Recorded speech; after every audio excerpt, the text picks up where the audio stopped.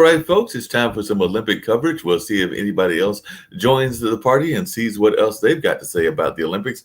But I did notice that a lot of Olympic news was coming our way. I actually had the pleasure yesterday of checking the Olympics out and saw the Jamaican sweep. That's right, they went 1, 2, and 3 in the 100-meter dash. So there is no doubt that at least for this time, Jamaica is owning the 100 meters. So definitely they went out there with a quickness and left everybody else in the dust. So there is no doubt that at least in that particular race, the Jamaicans were very much ahead and were definitely doing a lot of great work in that sense. And of course, there are still countries that are getting their first gold medal.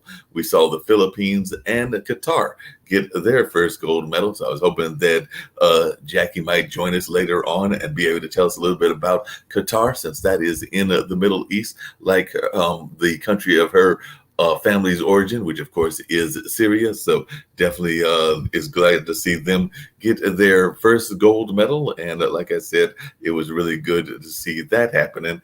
And then of course, I was watching the swimming and Mr. Fink, Bobby Fink, won both the 800 and the 1500 and won that race by walking down his opponent in both cases. So like I said, he has got an amazing kick at the end, and both times he was running about, I think, fourth in the 800 and about third the entire way in the 1500. But then, that last stretch, he just goes at him and just walks him down and then takes that lead and takes it all the way to the wall there in the swimming meet. So definitely he did a great job and an amazing job and has been racking up a lot of goals, as has Caleb Dressel. So a lot of these folks are doing quite well. Like I was telling other folks, there is no doubt that Katie Ledecky has also been doing quite well. I think that she has walked away this time with 2 golds and 2 silvers. So she is definitely doing an amazing job as well. And I've heard her say on a couple of news conferences that she will definitely plan to be back in the 2024 Olympics, which will be held in Paris, France. And then she's not even ruling out the possibility of 2028, because as she said, it would be great to compete on home soil. And of course, those games will be held in Los Angeles. So definitely it looks like she is looking strongly at the possibility of 2024 and definitely the possibility of 2028. And I know that earlier Nick had been talking about that San Marino became the smallest country to ever medal. The first week was definitely a whirlwind for San Marino, a tiny country in Southern Europe with a population of only 34,000. If you want to put that in perspective, you can consider that Wyoming, which is the U.S. state with the smallest population, has around 580,000 residents. So you can definitely see that that is a very small nation. And Alexandria Pirelli earned a bronze medal in women's trap shooting on Thursday, and that's how they became the smallest country to ever medal at the game. So definitely seeing a lot of conversation around that. And like I said, when I mentioned that the Philippines won its first gold, that was the first gold in nearly 100 years. So that's right. Weightlifter Hitaline Diaz won the gold on recently, a first for her country, despite nearly 100 years of participation. So can you imagine that? You participate in something for 100 years and you never have anything to show for it, but now they do. And by the way, I was looking at the size of some of these countries that won gold, and I think that in one case, one of those nations sent like 16 people to the Olympics, and the other one sent like 19 people to the Olympics. So definitely, if you've got one person that wins a gold and you're only sending 16 or 19, you are doing quite well in that sense. So there's definitely a lot of amazing news happening in the world of the Olympics. And of course, we're glad to see these kinds of things happening. Turkmenistan had a major first as well during the first week of the Olympics. So weightlifter Polana Goreva made history for her country. Her silver medal is the first Olympic medal Turkmenistan has earned since gaining independence from the Soviet Union. And, we saw a lot of other first as well. So, this week saw Bermuda win its first ever gold medal at the games when Flora Duffy earned the top spot in a women's individual triathlon, and she did that way back on Tuesday, making her home island proud. So definitely we're seeing a lot of amazing things happening in the world of the Olympics. And of course, we're even seeing on some occasions some protests as well. Because I did see that one of the U.S. fencing teams actually came out in pink face mask, and part of that was because one of their teammates has been accused of being involved in sexual abuse, in terms of sexually abusing some other folks and things of that nature. So they came out in pink face masks to protest that, and definitely letting folks know that the victims were to be believed and that they were going to show support and all of that. So that's some of the things that have been going on in the Olympics. It was also a major year this year for LGBTQ representation. So the Olympics saw the inclusion of the first ever openly non-binary athlete. So Elena Smith, an American skateboarder, and they are saying their goal for the games was to be happy and to be a visual representation for humans like me, they said in an Instagram post that they put out there and everything. And Quinn, a member of the Canadian women's soccer team, is one of the first openly transgender athletes to compete in the Olympics. Of such a huge achievement, they said they feel optimistic that more change is coming. Alongside Quinn is Chelsea Wolfe, a BMX rider who is the first openly transgender athlete to compete on Team USA. New Zealand weightlifter Laurel Hubbard was also the first trans athlete to ever qualify for the Olympics, and she will be making her debut on Monday. So definitely it's been a big year for that particular community in the Olympics, according to Outsports. And definitely we're glad to see inclusion of a lot of folks involved. And of course, there are other things happening, including new sports that are out there, and folks are enjoying these new sports that folks are participating in for the first time. They include skateboarding, surfing, sports climbing, and karate. And of course, softball and baseball returned to the Olympics after 13-year absence. Okay, good morning, everybody. Hello, Mark. How are you doing, bro? Hey there, For Sasha. information. That was great news. Now, how about getting for transgenders sportsmen their own Olympic Games? I wouldn't mind to see that happen. It would be a very exciting event, and it would be, I think, I don't know. Probably some people would buy television rights to that and would have. You never can tell, because we've got the Paralympic Games, we've got other kinds of games, so maybe they will get their own Olympics. The Paralympics have their own games. That's right. And they're doing fantastically well. And I think transgender people, because look, it's unfair, in my opinion, to participate for them either in men's sport or in women's sport. They should have their own Olympic Games and fight it there and do it really well. Now, I heard what you said just about the Biles story.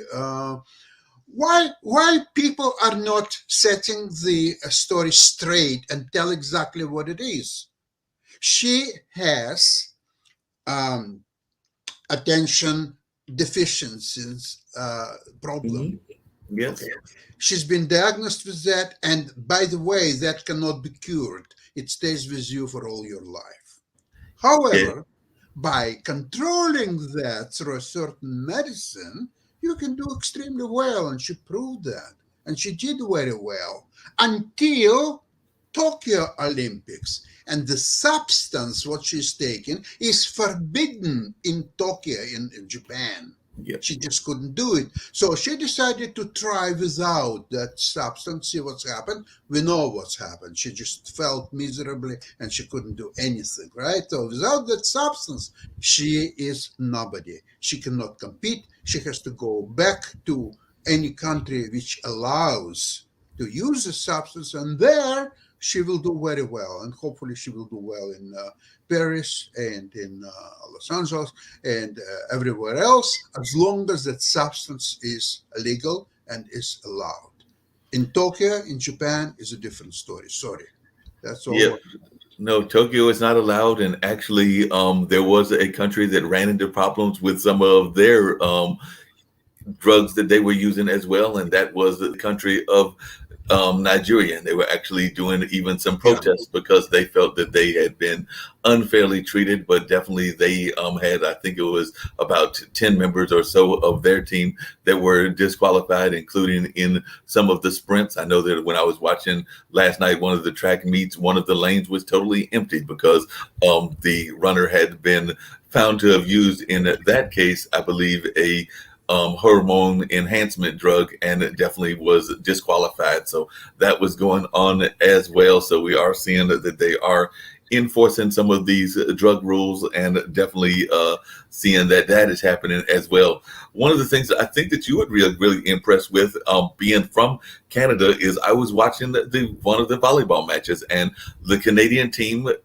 the two women beat the U.S. team in a very interesting match. Yes, it was a very intense match, a very good match. They were winning at the beginning. Then the U.S. came and won the first set, and then it looked like the U.S. was going to cruise into the second set. And then, I think the heat and other things might have impacted the young lady from Florida, because they're not. I mean, it gets hot down there, but it doesn't get hot as Phoenix, and definitely not as hot as Tokyo. But maybe she could not cope with it as well as the other athletes. But definitely tired out, and then y'all won the second set and won the third set as well. And I think there's one other U.S. team that is left in beach volleyball, so it's not out of the possibility that they could still medal. But the Canadian two ladies did a outstanding job, and I was really impressed with what they were doing. And I wish Shaquille was here, because I was also impressed with Emma McKeown, who is doing quite well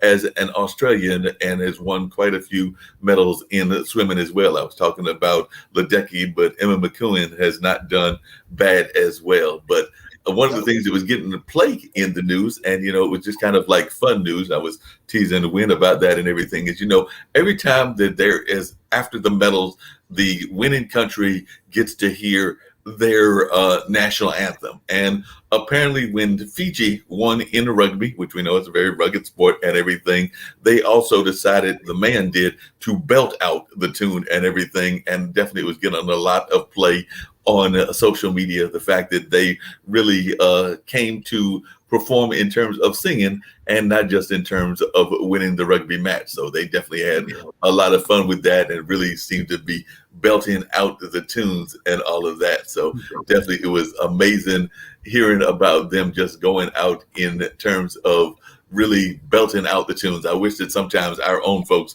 would do that as well. So they were singing their hearts out, is the way it was described on some of the social media. So I was glad to see that. And then in Japan, there was a brother and sister team that medaled as well. So I think it was Japan's first brother and sister team that won. So we are seeing some first in the Olympics. I'm a big track fan, so I'm looking forward to some of the sprints. And like I said, it was really impressive seeing the Jamaicans take it 1, 2, and 3 in the 100-meter. But I'm also looking forward to seeing what happens in some of the hurdles and some of the other sprints that are going to be taking place now that we're getting into the track and field part of things as well. So, America usually does pretty well in track and field. So it's great. All indications are that they will do very well this year as well.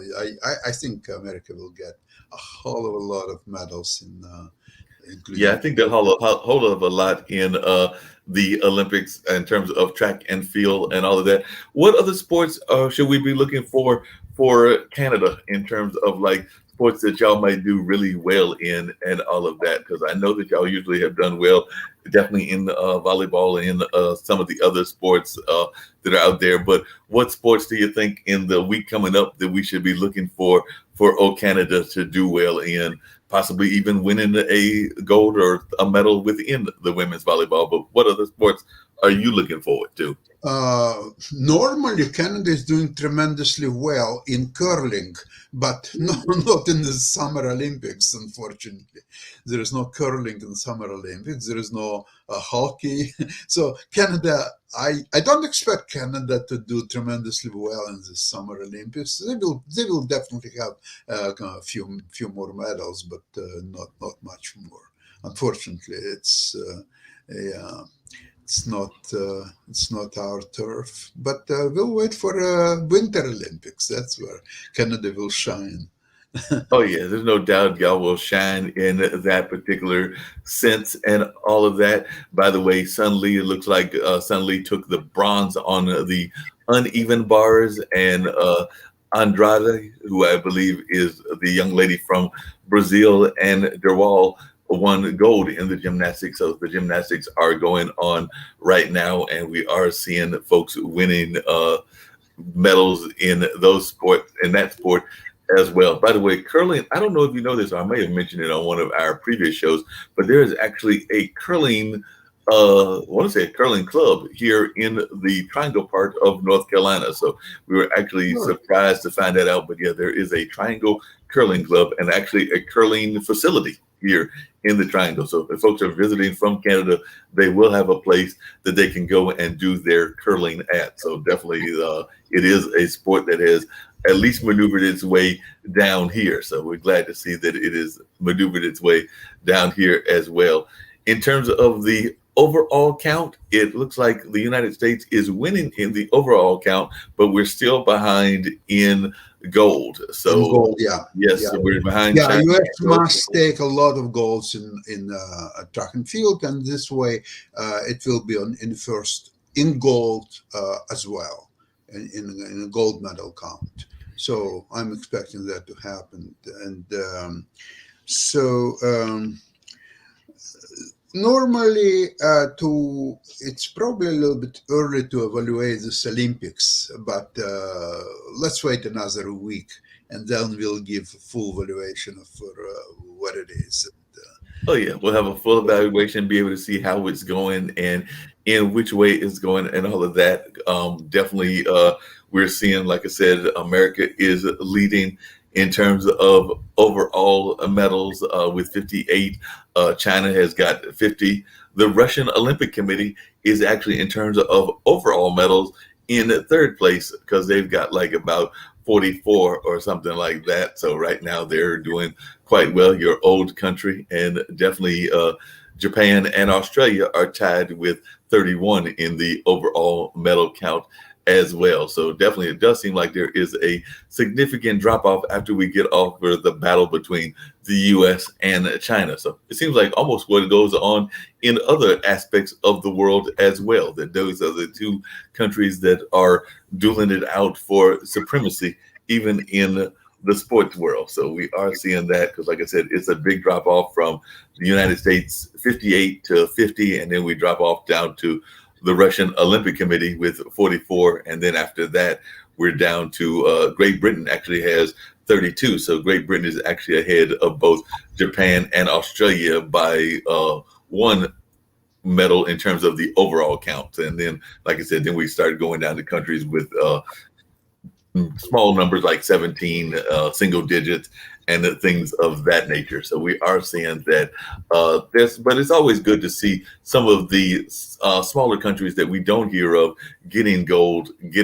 And by the way, I just learned recently, and apparently they are training for different countries, but I did not realize, and I don't know if anybody else did, that there is a major, one of the sports is BMX biking. And apparently in a small town here in North Carolina called Holly Springs, there must be a lot of BMX courses or training or something because Yeah, actually, this is a very interesting sport, and I really enjoy watching that. But it's very, very hard. I admire the athletes who are doing this sport actually quite a lot. Now, speaking about some other events, that was very interesting story developed when a Russian tennis player Medvedev. He's number 2 in the world right now. He was asked by one Oh, there journalist, we "How go. does it feel? How does it feel to represent a country which were barred from even using their own flag because they're all cheaters? How does it feel for you?" And he couldn't even answer that question. Complained that this was not nice behavior of the journalist, and asked if he could be barred from other press conferences or so on. But actually the question was very simple, and all what he had to say is that it's a very unfortunate situation that the Russian Olympic Committee was punished for allowing using forbidden drugs. And personally, I never participated in that. I never used that. And I hope that this situation will be resolved in next Olympic Games. That's all. It's nice, civilized, and cool. What he did was covered action, and I personally did not appreciate it even a second of it. Yeah, that makes a lot of sense. So, like I said, a lot of folks have been paying attention to how the press is covering the Olympics because definitely it's not having the same kind of access that they usually would have because, of course, we're still in the middle of the pandemic. So they are definitely trying to change some of the rules, even of how coverage is being done of the Olympics. As I was telling folks not that long ago, one of the swimming commentators is actually right here in North Carolina. I want to say he's here in Durham commentating literally from his home. So like I said, he's making the commentations from his home and all of that because, you know, he was not able to go there and cover because there was a limited amount of press that they were going to allow. So some of these folks are literally, as you're hearing the announcements, they are probably doing it straight from their house, whether that's here, whether that's Same in as we do, New Mark. York. That's not unusual these days. Right. You know, we do it from our houses as well, and hope people enjoy our news handling of this Olympiad. I really do. Yes, I think folks are enjoying it and are definitely checking it out. They've got a chance to meet some of our new talent, like the young lady that plays volleyball for Duke. And they've also had a chance to meet Jackie, who, like I said, the family represents Syria. So they are meeting some of our new talent that will definitely, hopefully, be doing even more work with us on a regular basis. And definitely that's been a great asset here. And like I said, I'm sure that they'll be back on Monday with some of their coverage as well. So I don't know, is there a particular sport or event that you are particularly looking for today? Like I said, I'm going to be paying attention to the sprints, but you said there's no curling. So I was wondering, is there something that you're going to have your TV glued to that you will be watching on this evening? Maybe you'll get a chance to catch that volleyball team and everything, or another sport that has drawn your interest, because like I said, I've actually been impressed by some sports that I did not know all that much about. Like I said, I don't watch them all that much because they're not big sports in the US. But even though they went down, but they will be in the quarterfinal rounds, even with possibly a losing record, depending on what they do in their last preliminary game. I have actually been impressed with the sport of water polo because I've actually watched about two or It's three extremely matches. difficult sport. Sport. It's so difficult. I'm not surprised that it's not popular in the United States because the endurance and the strength and ability to be a great swimmer and also to be great with the ball and strategy is just too complicated. It's incredibly difficult sport. So just leave it to Europeans. Just don't even try. It's very, very difficult. Yeah. So don't even try that one. What about rugby? Because rugby is also a very much of a European sport, but I've been impressed with them as well. Like I said, the Fiji men won the gold, and I believe the Fiji women won the bronze. So I've actually been watching some of those matches, and that is a very aggressive sport as well. So even when I was watching the women do some of the tackling, I'm like, wow, these women are not to be played with. So I was also impressed with that sport as well when I was watching it. So, like I said, I've been catching some sports that I may not usually catch, and have been thoroughly impressed with some of their athletic abilities, including I watched a little bit on the news yesterday. I didn't see like a full coverage of it, but trap shooting is no joke either. So that is definitely something that is a very impressive sport, and you have to have a lot of aim and be able to just have precision in what you're doing. So, is there any sports that, as you've been watching the Olympics, you have gained more respect for? Because, like I said, I've definitely gained more respect for water polo and for rugby, even though I've known some people that have played it locally, and definitely for some of the trap shooting. But Well, you know, I'm an old-fashioned person, and my love is soccer or football, like it's called everywhere. And what can I say? Let's wait for breakdancing. The breakdancing, I think that would be a great sport.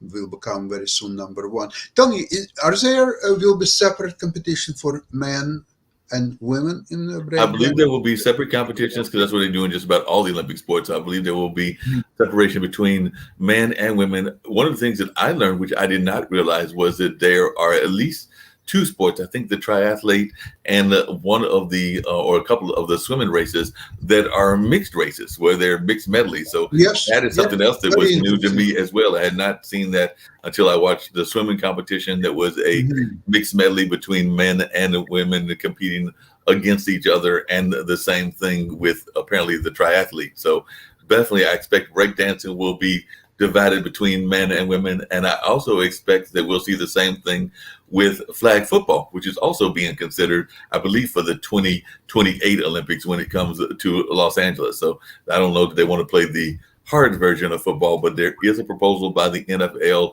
and some of the other ruling bodies to bring flag football into the Olympics by 2028.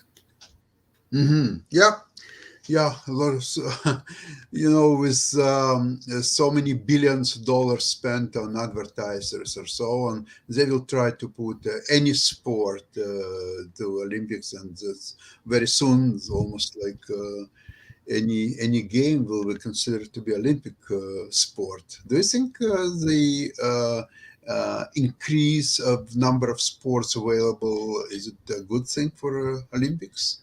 Well, as like you said, it brings more awareness. There's been folks that have been trying to get greater awareness even of their sport, because I know skateboarding has been here for a while, and definitely whether it was Tony Hawks or some of the other great skateboarders, there's always been a want to make that a more mainstream sport. So being in the Olympics helps a sport become more mainstream in my You mind. So know, that is one I'll, of the things. I'll tell you a couple of new sports that could be considered for the Olympics. For example, pancake eating competition. What do you think? Would that be make a great sport? You know how many people would watch? Look, this guy ate just 125 pancakes, but that guy he ate 175 pancakes. He's a Yeah, champion, world record. I think we'll keep that to the fairs because, like I said, I know a lot of the fairs have those competitions, our state fairs and even our world fairs. So that is a competition that exists on the world stage. But I think we'll keep it to the fairs and everything. Not that I've got a vote in the International Olympic Committee, because, like I said, they may make pancake eating a competition It that is. folks will be It is. watching, or they might But even make. tell me, Mark, do you think that competition should be divided into for men competition and for women, or it should be like separated, or it should I, be the same for everybody? I, Pancake eating. I want to say, and I need to double check this, but I want to say that in the world fairs and some of those things when they have it, I want to say that it is divided by gender, because I want to say that, the anatomy, even the stomach anatomy of a man and a woman aren't necessarily the same. So I What want to about say that transgenders? Where would they fit? where would they fit in that? I'm not really sure. Like, we'd have to check on them and see if they're even competing on that stage and everything. So that will definitely be an interesting question. I have to do some research on that and see if they are even competing in that realm. Maybe we can get Excellent. And chess. also, I think there would be a mixed competition. For example, team of two men and two women, for example, Mhm. against another team, two men and two women, and they would go in the quarterfinals and then semifinals and then final. One team for another team. Do you think US would have a great chance for gold medals in Well, It's not we fun. got some areas around the area that definitely are good pancake eaters and all of that. So I think the U.S. would have a good shot. But there's some other countries, and of course, there that actually raises an issue that is a major issue in the world, which is obesity. So definitely, I think the U.S. would have a shot. But there's some other countries that are doing just about as bad as we are in that regard. So I think that we might have some competition in other parts of the globe as well. So definitely, I think that it could be an interesting competition, and we'd have to see where we fit within that. But it's almost time because we've been going for about 30 minutes for us to wrap up. So I do know that this is about a 30-minute show, but definitely there are some great things happening in the news of the Olympics. And like I said, I'm going to be keeping track of the gymnastics. I understand that that there is an outside possibility that Simone Biles may still compete in at least one other event because she hasn't ruled that out as of yet. But I do know that you are right about the fact that she does have attention deficit disorder and that drug is not available. So it'll be interesting to see whether the twisties, which is what is going on as well. That's one of the elements that they say happens when when you get disoriented. And I did not even know about this term until I started watching about Simone Biles and the Olympics. But other world-class Olympians from the past have mentioned that this is a very real ailment that exists in terms of disorientation. And, just the slightest disorientation can land a gymnast in terms of major injuries and all of that. And, a lot of these sports, we don't think of the danger, but they can be very dangerous. A friend of mine that I went to, that attended a church that was at one of the cultural centers that I work at, she actually was injured in a dive. Fortunately, it did not hurt her too badly, but she. Yeah, I understand that, and I think we will finish this program right now, and we are going to see all of you tomorrow at the same time. Thank you so much. It was Olympics from IBM TV. Bye bye.